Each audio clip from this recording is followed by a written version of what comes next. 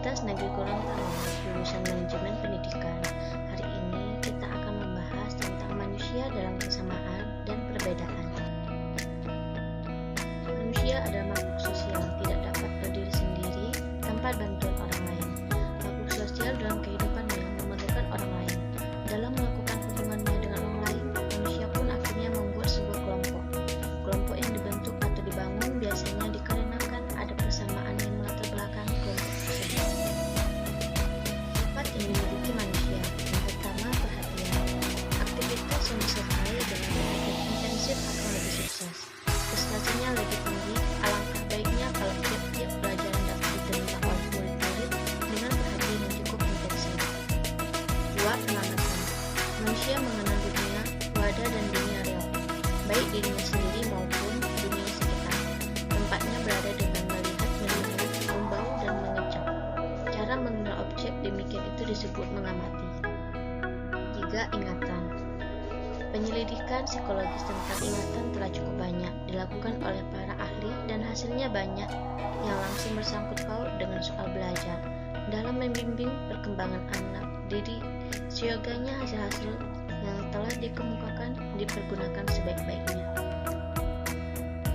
4. Fantasi. Mengingat kesannya faedah fantasi bagi kehidupan manusia sehari-hari, maka haruslah fantasi ini dikembangkan. Di sekolah, pada tiap pelajaran terkandung membuka cukup luas untuk mengembangkan fantasi itu, terutama mata pelajaran ekspresi. Yang kelima, berpikir. Jauh daripada sikap ingin mengagung-agungkan akal atau pikir, kiranya dapat diterima bahwa pikiran mempunyai kedudukan yang boleh dikatakan menentukan. Karena itulah kewajiban kita para pendidik di samping mengembangkan aspek-aspek lain daripada anak didik kita untuk memberikan bimbingan sebaik-baiknya bagi pengembangan pikir itu. Latar belakang kebudayaan sehingga membentuk pribadi yang berbeda. Perubahan adalah suatu yang lazim dan wajar terjadi, tetapi jika perubahan itu berlangsung cepat atau bahkan mendadak, perubahan tersebut dapat memicu terjadinya konflik. Misalnya pada masyarakat pedesaan yang mengalami proses industrialisasi yang mendadak akan memunculkan konflik sosial sebab nilai-nilai lama pada masyarakat tradisional yang biasanya bercorak pertanian secara cepat berubah menjadi nilai-nilai masyarakat industri.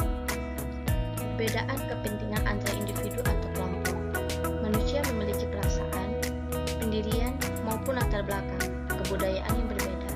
Oleh sebab itu, dalam waktu yang bersamaan, masing-masing orang atau kelompok memiliki kepentingan yang berbeda-beda. Kadang-kadang orang dapat melakukan hal yang sama, tetapi untuk tujuan yang berbeda-beda. Lingkungan, hutan adalah bagian dari lingkungan sehingga harus dilestarikan. Contoh, perbedaan kepentingan dalam hal pemanfaatan hutan. Para tokoh masyarakat menganggap hutan sebagai kekayaan budaya yang menjadi bagian dari kebudayaan mereka, sehingga harus dijaga dan tidak boleh ditebang.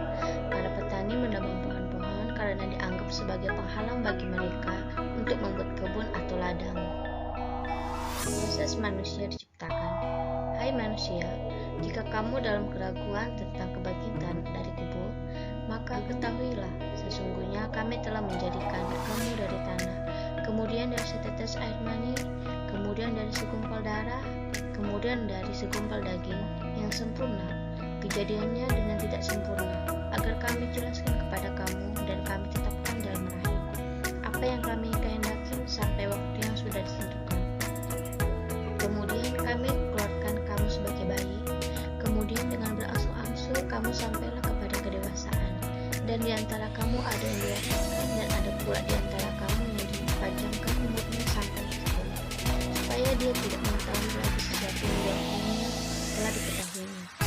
Dan kamu lihat bumi ini kering, kemudian apabila telah kami turunkan air di atasnya, hiduplah bumi itu dan suburlah, dan menumbuhkan berbagai macam tumbuh-tumbuhan ini. Kesimpulan, manusia pada hakikatnya sebagai salah satu makhluk ciptaan Allah Subhanahu wa Ta'ala. Menurut kisah yang diterangkan dalam sumber utama ajaran Islam yaitu Al-Quran, bahwa Allah menciptakan manusia berikut dengan tugas-tugas mulia yang diembannya. Islam menjelaskan bahwa Allah Subhanahu wa Ta'ala menciptakan manusia berasal dari tanah, kemudian menjadi nutfah, alaqah, dan mudghah.